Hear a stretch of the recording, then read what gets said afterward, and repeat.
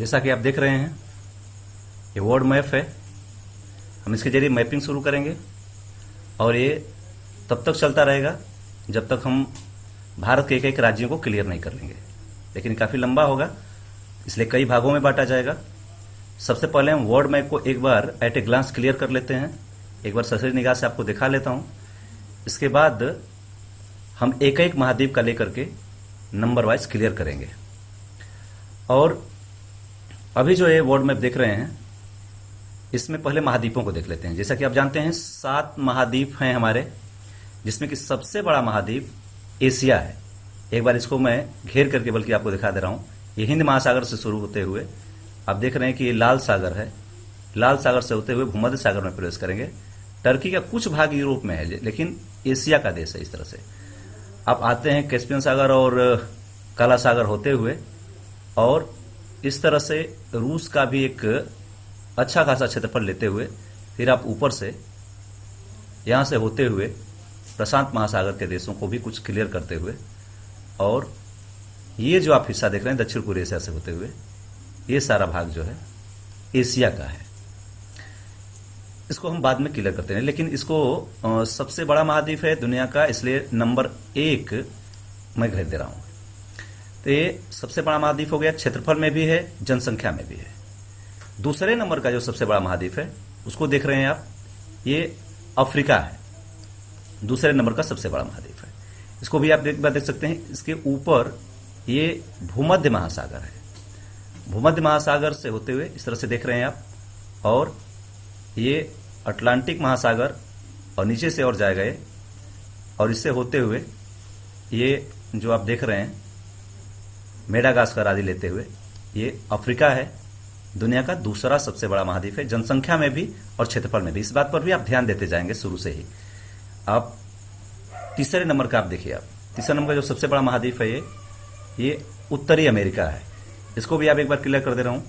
इसको देखिए आप, ये पनामा नाम का एक देश है, और यहां पर पनामा नहर जो मानव निर्मित दूसरी सबसे बड़ी नहर मैं कहूंगा ये है। और इसको लेते हुए आप ये जो अलास्का देख रहे हैं आज अमेरिका का है, पहले रूस का हुआ करता था। और इसके बाद ये जो कनाडा अगर जो हिस्सा है, बल्कि ये दुनिया का सबसे बड़ा द्वीप जो देख रहे हैं ये ग्रीनलैंड, ये भी इसी में है। और इसको लेते हुए आप यहां आते हैं, और इस तरह से जो आप एक घेरा देख रहे हैं नंबर 3 के अंतर्गत, ये दुनिया का तीसरा सबसे बड़ा महाद्वीप है। दुनिया का चौथा सबसे बड़ा महाद्वीप जो देख रहे हैं आप, ये दक्षिण अमेरिका है। इसको आप देख सकते हैं नीचे तक एक बार, पूरा नीचे से नहीं दिखाई दे रहा है, लेकिन आप बाद में जब फिर से किया जाएगा तो आप देख लेंगे। दुनिया का ये चौथा सबसे बड़ा महाद्वीप है। इसके बाद आगे दुनिया का 5वां सबसे बड़ा महाद्वीप जो है वो अंटार्कटिका है। यहां दिखाई नहीं दे रहा है, इसलिए मैं एक कल्पनातीत आपको बता दे रहा हूं कि ये नीचे है नंबर 5। सो घेर दे रहा हूं। दुनिया का 5वां सबसे बड़ा महाद्वीप अंटार्कटिका, इसको श्वेत महाद्वीप भी कहते हैं या दक्षिणी ध्रुव महाद्वीप भी कहा जाता है। इसके बाद दुनिया का 6वां सबसे बड़ा महाद्वीप जो है ये यूरोप है। इसमें यूरोप के सबसे प्रसिद्ध देश आप देखते हैं, दुनिया के जो प्रसिद्ध देश हैं फ्रांस, जर्मनी, ब्रिटेन आदि सब इसमें हैं। और ये जो घेरा देख रहे हैं, इसके बाद आप इसको देख सकते हैं कि ये सब उसी के हिस्से हैं। ये यूरोप है, दुनिया का सबसे मतलब 6वां सबसे बड़ा महाद्वीप कह सकते हैं, या 6वें नंबर का महाद्वीप कह सकते हैं। दुनिया का सबसे छोटा महाद्वीप जो है ये आप देख रहे हैं, ये ऑस्ट्रेलिया है, दुनिया का सबसे छोटा महाद्वीप। इस तरह से आपने महाद्वीपों को देखा है। नंबर 1 एशिया, दूसरे नंबर पर अफ्रीका, तीसरा उत्तरी अमेरिका, नंबर 4 दक्षिण अमेरिका, नंबर 5 जो कि नीचे है जो अंटार्कटिका है, नंबर 6 यूरोप, और नंबर 7 सबसे छोटा महाद्वीप ऑस्ट्रेलिया। इसके बाद हम इसी तरह से एक बार महासागरों को भी देख लेते हैं, और इनको बल्कि मैं एबीसी लिख दूंगा। दुनिया का सबसे बड़ा जो महासागर है वह प्रशांत महासागर है। इसको मैं ये लिख दे रहा हूं, दुनिया का सबसे बड़ा महासागर ये सब। इसका जो एक हिस्सा आप कल्पना कर सकते हैं कि जब ग्लोब बनेगा, ये पृथ्वी गोल है, जब ग्लोब बनेगा तो ये हिस्सा जो है यहां आ जाएगा, ये, इसलिए यही जो है प्रशांत महासागर है। दुनिया का सबसे बड़ा महासागर प्रशांत महासागर, ये और कुछ हिस्सा आप यहां ये देख रहे हैं। दुनिया का जो दूसरा सबसे बड़ा महासागर है ये अटलांटिक महासागर है। यहां से लेकर के आप दक्षिण तक देखते हैं, दूसरी दुनिया का दूसरा सबसे बड़ा महासागर है। किन महाद्वीपों के बीच है ये भी आप देखते जाएंगे। दुनिया का जो तीसरा सबसे बड़ा महासागर है वो सी कर दे रहा हूं, जो कि हिंद महासागर है। आप भारत के नीचे इसका विस्तार देख रहे हैं। और दुनिया का सबसे छोटा जो महासागर है वो आर्कटिक महासागर है। ये जो आप देख रहे हैं डी नंबर के नंबरिंग कर दे रहा हूं। तो ये 4 आपने महासागर देखा। इसके बाद जो आप देखेंगे वह कुछ रेखाओं को देख लीजिए। ये 0 अंश समानांतर रेखा है, जिसको आप भूमध्य रेखा भी कहते हैं। इसको आप देखते जा सकते हैं। अफ्रीका के बीचों बीच से होते हुए और एशिया के कुछ दक्षिण पूर्व एशिया के देशों के होते हुए ये निकल रही है। ये जो जगह जगह से आप देख रहे हैं ये विषुवत रेखा कह सकते हैं इसको, या प्रमुख समानांतर रेखा कह सकते हैं। और जो प्रमुख यामोत्तर रेखा है या उसको देशांतर रेखा भी कहते हैं, 0 अंश भी कह सकते हैं, वह ग्रीनविच टाइम के नाम से भी जानी जाती है, जीएमटी के भी नाम से जानी जाती है। इसको आप देखेंगे ये लंदन से होते हुए ऐसे अफ्रीका के कुछ हिस्सों से होते हुए और फिर से अटलांटिक महासागर से होते हुए ये गुजर जाती है। तो एक दोनों को ये अटलांटिक महासागर में यहाँ पर ये दोनों रेखाएं आपस में एक दूसरे को काट रही हैं। इस चीज को भी आप देखेंगे। इसके बाद तमाम सारी रेखाएं हैं जिनको विषय में आप पढ़ेंगे, लेकिन इसको हम बाद में करेंगे जब एक एक बारी बारी से एक एक महाद्वीप क्लियर करने लगेंगे तब। आगे आप देखेंगे एशिया, जिसको अब थोड़ा सा बड़ा आप देख रहे हैं। फिर से इसका घेराबंदी मैं कर दे रहा हूं हिंद महासागर से होते हुए, और आप देखेंगे जो कि ये लाल सागर, यहां से आप देखें ये लाल सागर, इससे होते हुए भूमध्य सागर से होते हुए टर्की को लेते हुए, जैसा कि पहले भी खींचा गया था, इन सभी को आप एशिया में गिनते हैं ऐसे। और एशिया के कई भाग में आपको पहले बता दूंगा, फिर इसके बाद एक एक भाग करके हम लोग जो है एशिया को समझने की कोशिश करेंगे। अब इस एशिया को अब 5 भागों में देखिए। हम जब दक्षिण एशिया कहते हैं तो भारत और भारतीय उपमहाद्वीप ये सब आता है। मैं अगर घेरूं आपको तो ये भारत सहित और नेपाल, ये भूटान, बेहद छोटा दिखाई दे रहा है लेकिन आप कल्पना कर सकते हैं इसे, ये सब लेते हुए, और ये जो भाग है इसमें श्रीलंका और मालदीव, ये जो है दुनिया इसको दक्षिण एशिया के या साउथ एशिया के नाम से जानती है। इसको मैं लिख भी दे रहा हूं, ये दक्षिण एशिया है, कह सकते हैं दक्षिण एशिया। उसके बाद आप उत्तरी एशिया के नाम से जाना तो नहीं जाता है, साइबेरिया प्रांत कहा जाता है, जो कि रूस का हिस्सा है। ये एशिया का उत्तरी हिस्सा है, रूस के कब्जे में है, साइबेरिया के नाम से जाना जाता है। तो आप कह सकते हैं कि दक्षिण एशिया, इसके बाद ये उत्तरी एशिया, लेकिन ये साइबेरिया है।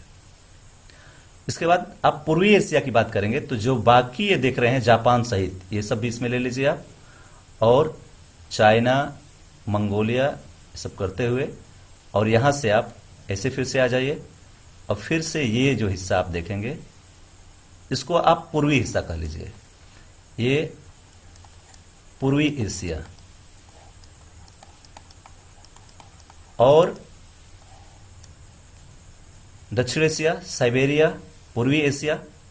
इसके बाद ये जो आप घेराबंदी अब देख रहे हैं इसको आप दक्षिण पूर्व एशिया, दक्षिण पूर्व एशिया के नाम से इसको जाना जाता है।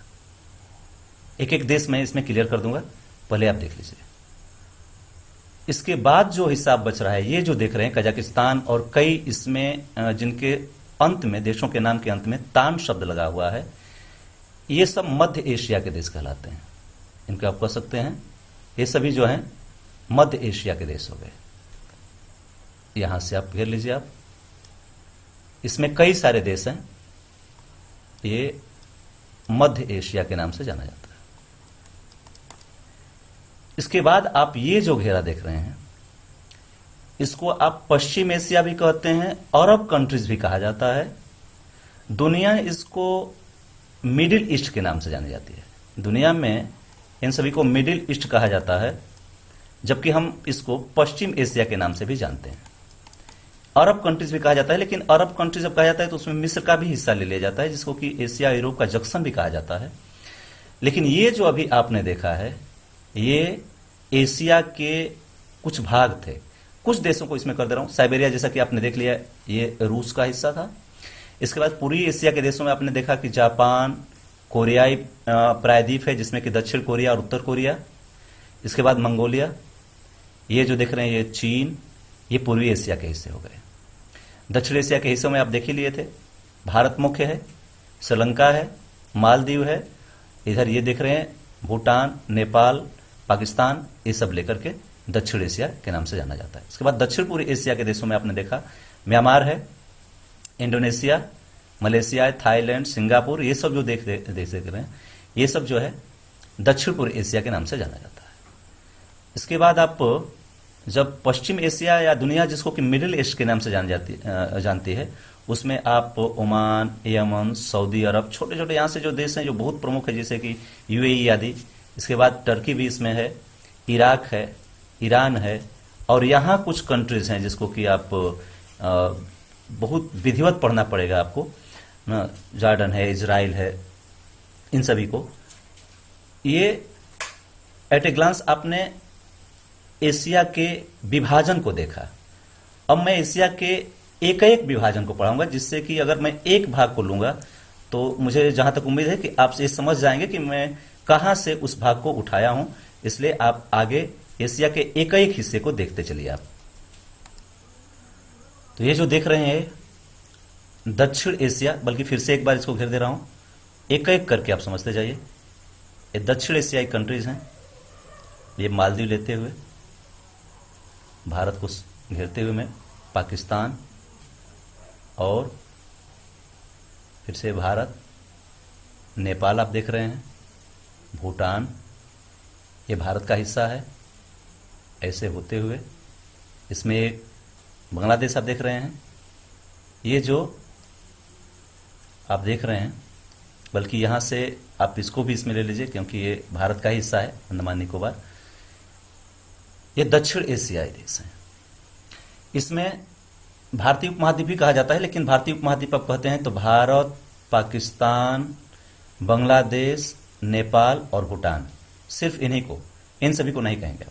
इनको आप भारतीय उपमहाद्वीप, इस बारीकी को आप समझते जाएंगे। भारतीय उपमहाद्वीप जब कहेंगे तो भारत, पाकिस्तान, बांग्लादेश, नेपाल, भूटान, और दक्षिण एशिया जब कहेंगे तो उसमें श्रीलंका, मालदीव, इन सभी को भी जोड़ करके कहेंगे।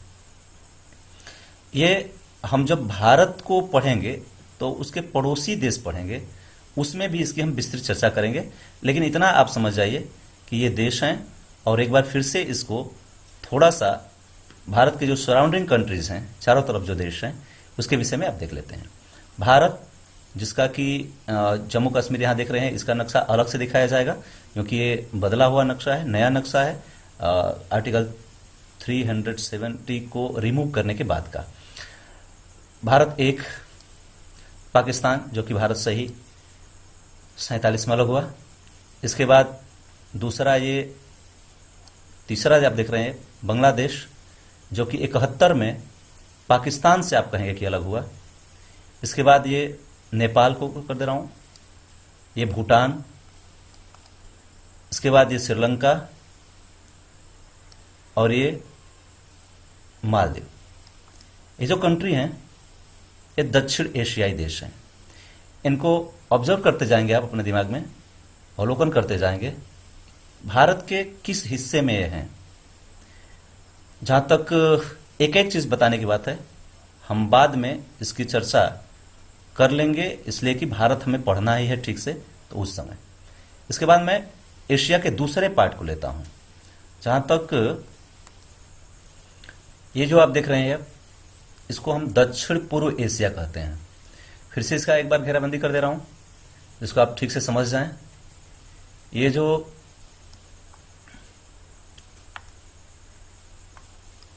दक्षिण पूर्व एशिया है, इसको म्यांमार दक्षिण पूर्व एशिया में है, और ये जो अगरतला वगैरह देख रहे हैं ये भारत का हिस्सा है।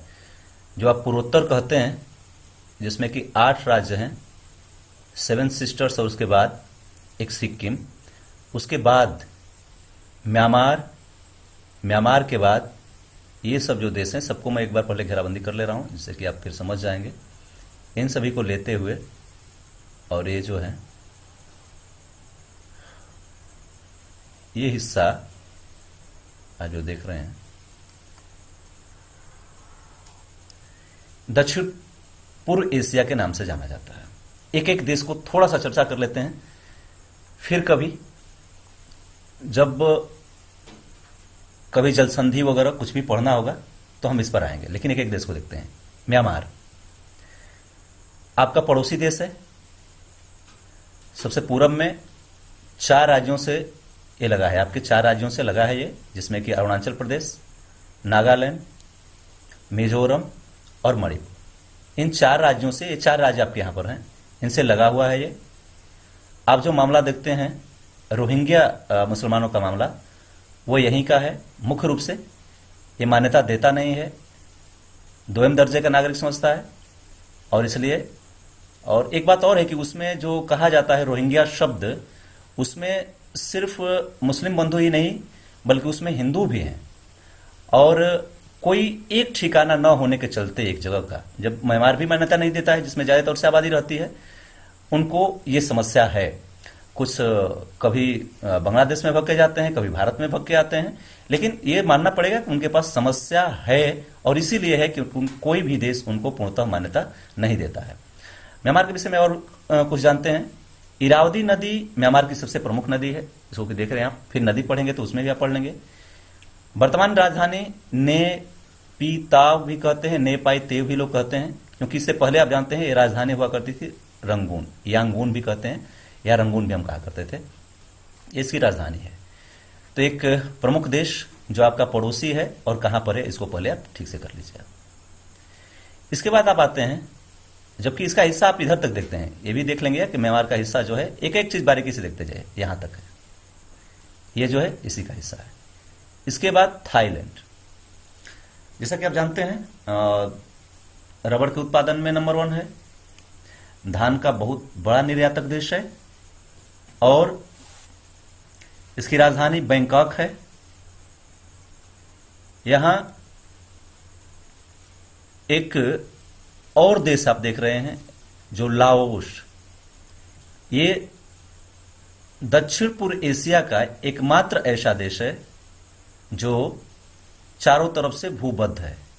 दक्षिण पूर्व एशिया में एकमात्र ऐसा देश, इसको आप क्लियर करते जाएंगे, जो भूबद्ध है। भूबद्ध है कि मतलब इसका कोई भी पार्ट सागर या महासागर से नहीं लगा हुआ है, इसलिए ये भूबद्ध देश कहलाता है। आगे देखते हैं। इसके बाद ये जो देख रहे हैं आप, लाओस के बाद इधर वियतनाम है, इसको आप देख रहे हैं। कभी ये भी 70 के दशक में युद्ध के कारण त्रस्त हुआ करता था, अमेरिका का हस्तक्षेप था, इसमें 2 भागों में बंट गया था, लेकिन फिर से एक देश है जो कि वियतनाम के नाम से जाना जाता है। लंबा सा आप देख रहे हैं। इसकी राजधानी हनोई है। इसके बाद कुछ और यहां पर नाम जो देख रहे हैं आप, इनकी चर्चा मैं कर दूं। यहां आप यहां पर एक देख रहे हैं हांगकांग, मीडिया में या खबरों में बहुत पाते होंगे इसको आप। ये एक औपनिवेशिक कंट्री है जो कि ब्रिटेन की है। क्षेत्रफल बहुत छोटा है लेकिन इकोनॉमी बहुत बड़ी है इसकी। यूरोपीय लोग आज भी यहां निवास करते हैं ज्यादा।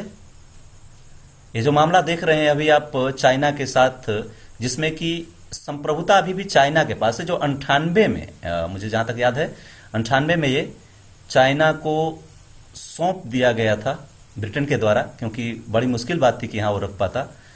और आज ये पूर्णतः स्वतंत्र होने के लिए जब तक प्रदर्शन आप इसका देखते हैं। इसके बाद ये भी देखते हैं, ये जो देख रहे हैं ये मकाओ नाम का है।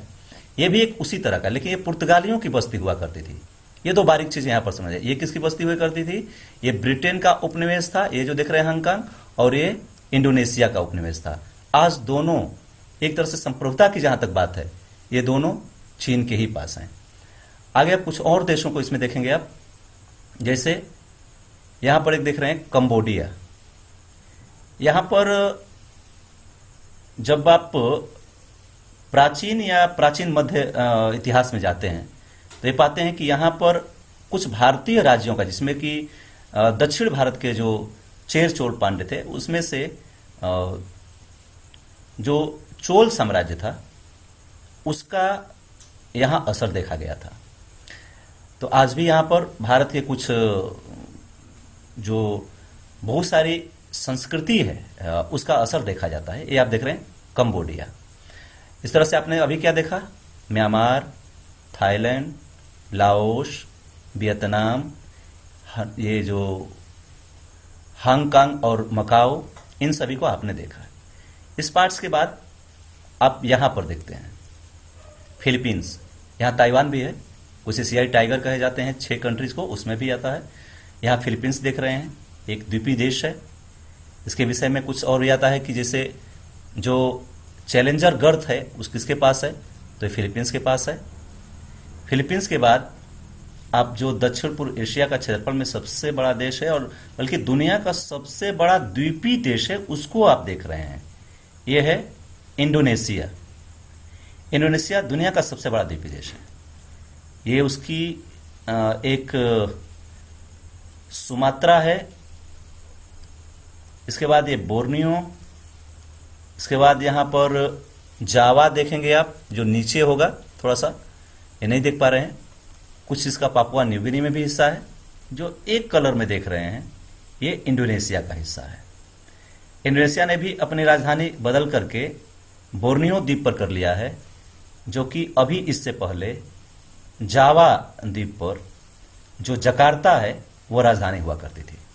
इस बात को ध्यान रखेंगे आप। इंडोनेशिया ने अपनी राजधानी जो है वो बदल लिया है। इसके बाद आगे देखेंगे, ये जो आप देख रहे हैं ये मलेशिया है। यहां से आप इसको जो देख रहे हैं मलेशिया है।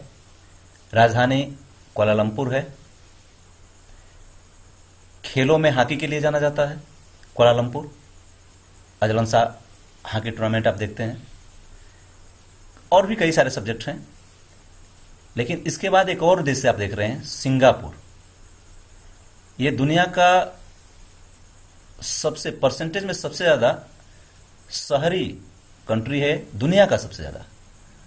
और जो जनसंख्या घनत्व होता है ये भी यहां का उच्च है दुनिया में। सिंगापुर इकोनॉमी भी बहुत बड़ी है, क्षेत्रफल में छोटा कंट्री है। अब इनके विषय में एक और चीज देख लेते हैं कि ये इनके कंट्रीज के बीच से ये जो रेखा देख रहे हैं, जैसे अभी आप आते हैं उधर से देखने के लिए, तो ये जो रेखा है ये भूमध्य रेखा है। इससे आप समझ सकते हैं कि इन कंट्रीज की जो मौसम कहें या ऋतु कहें या जलवायु कहें वो किस प्रकार की होगी। भूमध्य रेखा के आसपास वर्ष भर गर्मी पड़ती है, ज्यादा बारिश होता है, इसलिए सदाबहार भूमध्य रेखी वनस्पति पाई जाती है।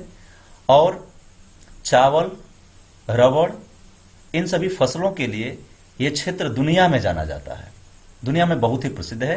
बल्कि चावल की पैदावार का, चावल का जन्म स्थान भी माना जाता है। रबड़ का जन्म स्थान की जहां तक बात है वो तो ब्राजील है, लेकिन होता सबसे ज्यादा इन्हीं कंट्रीज में है। ये प्रमुख क्वेश्चंस हैं जो इस पर बनते हैं। आगे आप देखेंगे इसमें, ये देख रहे हैं आप, ये पूर्वी एशिया के कुछ कंट्री हैं।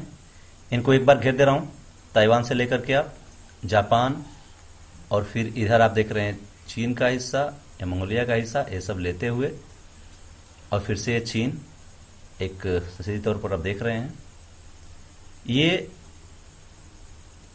हो गया आपका पूर्वी एशिया। एक एक देशों के विषय में थोड़ा सा बात कर लेते हैं। चीन, जो कि दुनिया में तीसरे नंबर का सबसे बड़ा देश है क्षेत्रफल में, अभी दुनिया में चर्चा में जिस कारण से है उसको हम देख ही रहे हैं।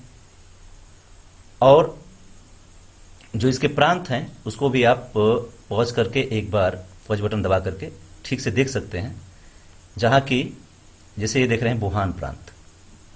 मैं इसलिए दिखा रहा हूं कि आजकल दुनिया में सबसे ज्यादा कोई प्रांत अगर किसी कंट्री का चर्चा में होगा, मुझे लगता है कि सबसे ज्यादा चर्चा में होगा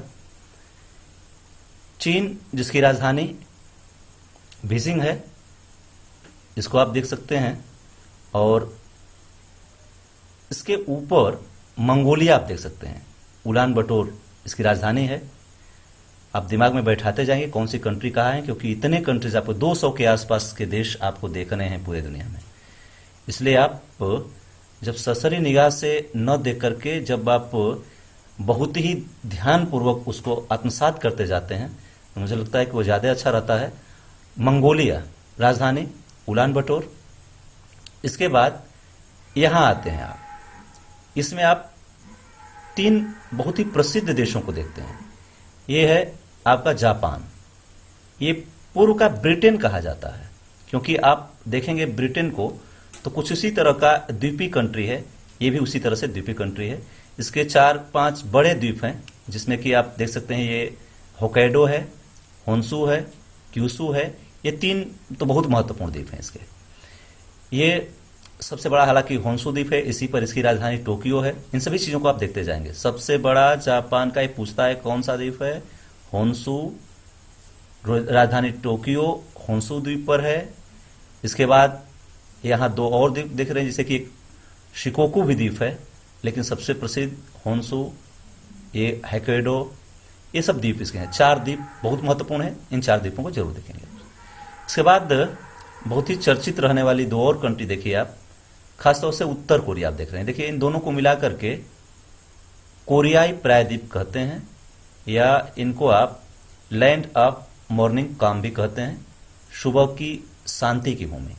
और ये लैंड ऑफ राइजिंग सन कहते हैं आप, सूर्योदय का देश, इसलिए कि पूरब के तरफ है और सूर्योदय इन कंट्रीज में सबसे पहले होता है। इस हिसाब से आप इन दोनों को देख सकते हैं। उत्तर कोरिया जिसकी राजधानी प्योंगयांग है, और दक्षिण कोरिया जिसकी राजधानी सियोल है। ये सियोल देख रहे हैं, ये प्योंगयांग देख रहे हैं। उत्तर कोरिया मुख्य रूप से अपने शासक के कारण प्रसिद्ध है। प्रसिद्ध क्या है, मतलब चर्चित रहता है, जिसके तमाम सारे जो उटपटांग काम हैं या दुनिया के नज़र में हो सकते हैं, उसके नज़र में अच्छे हो सकते हैं। आज के डेट में मिसाइल पर ही उसका सबसे ज़्यादा ध्यान रहता है। दुनिया को डराने का कहें, अपनी ही बर्बादी का सामान कहें, वो तैयार करते रहता है। इसके बाद अगर देखें तो यहाँ ताइवान है। इसकी भी चर्चा अभी कुछ दिन पहले थी या अभी भी है कि ताइवान ने जिस तरह से कोविड-19 के हमले को अपने यहाँ रोका है या उसके प्रभाव को कम किया है, या प्रिकॉशंस जो थे वो गजब का लिया है। इसलिए दुनिया के बहुत सारे देश ताइवान की तारीफ कर रहे हैं और ये भी देख रहे हैं कि किस तरह से ताइवान ने अपने यहाँ कोविड-19 के प्रभाव को नगण्य किया है या बहुत कम किया है। तो ये कुछ देश आपने पूर्वी एशिया का, जो कि 5-7 देशों को आपने देखा, उसके विषय में अवलोकन किया। आगे बढ़ करके एशिया के और कुछ भागों को देखते हैं। ये मध्य एशिया के देश हैं, इनको भी एक बार घेर दे रहा हूं। आप देख लीजिए, तुर्कमेनिस्तान कैस्पियन सागर के किनारे से होते हुए ये मध्य एशिया का सबसे बड़ा कंट्री है। जो देख रहे हैं कजाकिस्तान है, क्षेत्रफल में सबसे बड़ा कंट्री। और इनके विषय में थोड़ा सा और मैं बताऊंगा, पहले आप इनकी भी एक बार घेराबंदी कर लीजिए ताकि समझने में कोई दिक्कत ना हो आपको। ये जो देश आप देख रहे हैं ये मध्य एशिया के देश हैं, और इन देशों की एक खासियत यह है कि ये यूएसएसआर, जो पूर्व सोवियत संघ के नाम से आप जानते थे, जो कि शीत युद्ध के बाद बट गया, तो उनमें से जो अलग हुए कंट्री हैं यूएसएसआर से, मतलब सोवियत संघ से, वही ज्यादा तौर से देश इसमें हैं। Kazakhstan, Kyrgyzstan, Uzbekistan, Tajikistan, Turkmenistan. एक चीज अफगानिस्तान के विषय में समझ लेते हैं। अफगानिस्तान को मैंने इसलिए नहीं इसमें घेरा कि जब से अफगानिस्तान का नाम दक्षेस के साथ जोड़ा गया है, जो कि दक्षेस में शामिल होने वाला दक्षिण एशिया क्षेत्रीय सहयोग संगठन आप कहते हैं, या सार्क कहते हैं, south Asian association of regional cooperation, तो उसमें भी अफगानिस्तान को जब से शामिल किया गया है, तो कुछ लोग जो है इसको दक्षिण एशिया में भी गिन लेते हैं, अन्यथा इसको मध्य एशिया में भी गिना जाता था। तो मैंने इसलिए इसका चर्चा कर दिया कि इसको दोनों तरफ लोग गिन लेते हैं। घेराबंदी से इसीलिए बाहर भी कर दिया हूं। आप इन कंट्रीज के विषय में यह समझे कि यह पूर्व में सोवियत संघ के ही हिस्सा हुआ करते थे और आज ये अलग अलग हैं। एक खासियत ये, इनके अंत में जो तान देख रहे हैं, इससे भी हम पहचानते हैं कि ये वो कंट्री हैं। एक खासियत ये कि इसमें कई सारे ऐसे देश हैं, बल्कि ज्यादातर से ये जो देश हैं, ये सभी के सभी भूबद्ध देश हैं। और दुनिया का सबसे बड़ा भूबद्ध देश ये कजाकिस्तान आप देख रहे हैं। ये सब प्रमुख क्वेश्चंस हैं आपके लिए। ये अस्ताना इसकी राजधानी देख रहे हैं, और सभी देशों की राजधानी आप देख सकते हैं। बाद में राजधानी आप याद भी करेंगे दूसरे किताब से, तो भी आपको याद रहेगा, या जैसे भी आप पढ़ेंगे, कहीं भी पढ़ेंगे, तो उस कंट्री का, उस देश का मैपिंग आपके दिमाग में नक्शा बनेगा कि वो कहां पर है, और जो आपको याद करने में और भी चीजों को याद करने में मदद करेगा। चाहे वो इकोनॉमी की बात होगी या इतिहास की बात होगी, आप उन सभी में देखेंगे कि ये सहायक महसूस हो रहा है। इसके बाद मैं अंत में चर्चा करना चाहूंगा मिडिल ईस्ट जिसको दुनिया कहती है, या पश्चिम एशिया, उसके विषय में। फिर से मैं मिडिल ईस्ट की या पश्चिम एशिया की घेराबंदी फिर से कर दे रहा हूं। जैसे आप देख रहे हैं, यहां से होते हुए फिर ये लाल सागर से होते हुए इन सभी देशों को फिर से ठीक से पढ़ना पड़ेगा। और ये टर्की या ये भूमध्य सागर है, यहां से ये लेते हुए, हालांकि इसको मैं इस तरह से घेर दे रहा हूं, ये टर्की का ही हिस्सा है, लेकिन इस तरह से घेर रहा हूं, इसके विषय में कुछ बताना है आपको। और फिर से ये इधर से ही वो जो कंट्रीज देख रहे हैं छोटे छोटे, आर्मेनिया वगैरह, ये सभी यूरोप के हिस्से हैं, इसलिए उनको छोड़ दे रहा हूं। और ये जो है अब आपका हो गया है इधर से। ये जो आप देख रहे हैं, इसको आप दुनिया मिडिल ईस्ट कहती है, हम पश्चिम एशिया कहते हैं। इनके ये प्रमुख देश हैं। मैं यहां पर कुछ किया था कि ये हिस्सा टर्की का ही है, लेकिन भौगोलिक रूप से यूरोप में पड़ता है।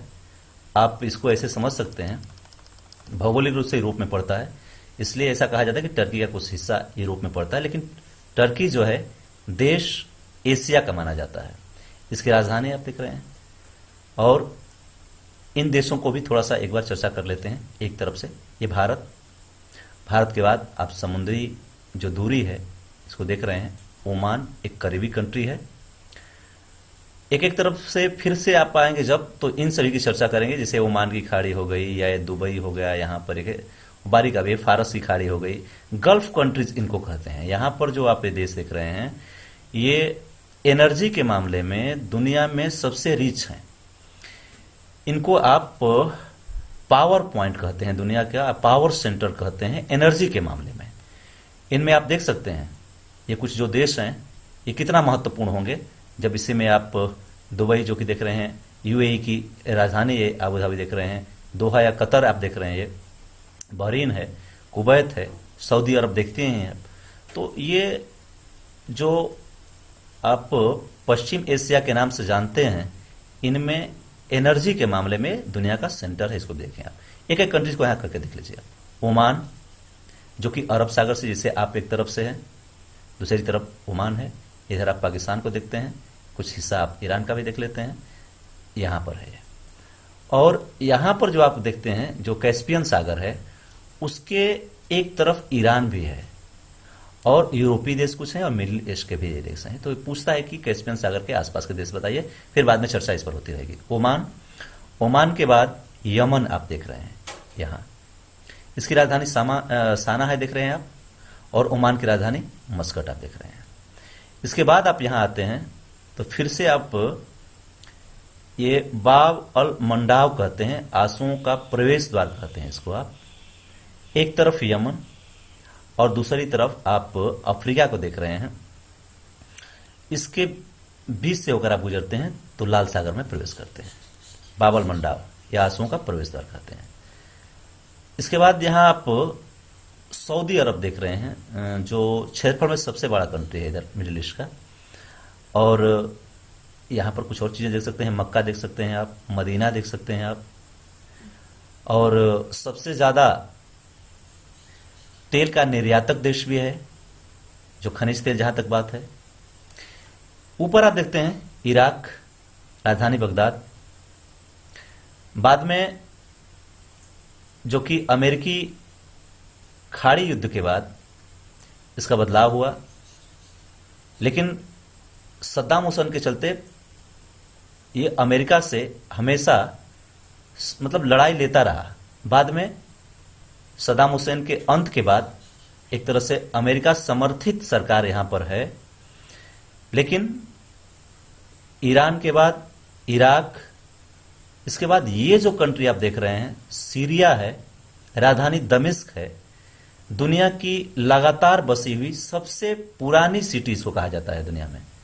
हालांकि आप जानते हैं भारत में भी बनारस है या कुछ और शहर हैं जिनका उल्लेख जो है प्राचीन काल से ही होता आया है, काशी के रूप में जिसको, लेकिन उनसे भी पुरानी शहर दमिश्क को माना जाता है, लगातार बसी हुई। सीरिया किस कारण से चर्चा में रहता है आप जानते हैं, बशर अल असद इसके राष्ट्रपति हैं और दो गुटों में बटा हुआ है, एक सरकार और एक विद्रोही गुट। मुझे लगता है कि विद्रोही गुट का थोड़ा सा समर्थन कहीं ना कहीं मानसिक रूप से अमेरिका का रहता है और बशर अल असद के समर्थन में रूस रहता है। इसलिए ये एक तरह से लड़ाई का मैदान बना हुआ है इन कंट्रीज के लिए। और कहा जाता है कि अगर कभी दुनिया में तीसरा विश्व युद्ध देखा गया तो यही पॉइंट होगा, चाहे वो सीरिया हो या ईरान हो। ईरान के विषय में भी आप पिछले कुछ दिनों से अमेरिका के साथ जो ठनी है उसके विषय में आप देखते आए हैं। इसके बाद टर्की देख रहे हैं, लेकिन जो यहाँ ये देश देख रहे हैं आप, इनके विषय में बारीकी से पढ़ना है। मैं कभी इसको जूम करके और इसके देशों के विषय में मैं बताऊंगा यहाँ पर क्या जो लोग हैं या जो सरकारें हैं उनकी तकलीफें हैं और किस लिए बहुत महत्वपूर्ण हो जाता है। यहाँ देख रहे हैं जॉर्डन, ये इसी में आप देखेंगे इजराइल, जेरूसलम, इन सभी के विषय में एक बार चर्चा करना अलग से अनिवार्य होगा। इसलिए अभी यहाँ पर मैं बंद करता हूँ और फिर दूसरे पार्ट्स हम देखेंगे जब, तो उसमें इन सभी की चर्चा करेंगे। धन्यवाद, अगले वीडियो में।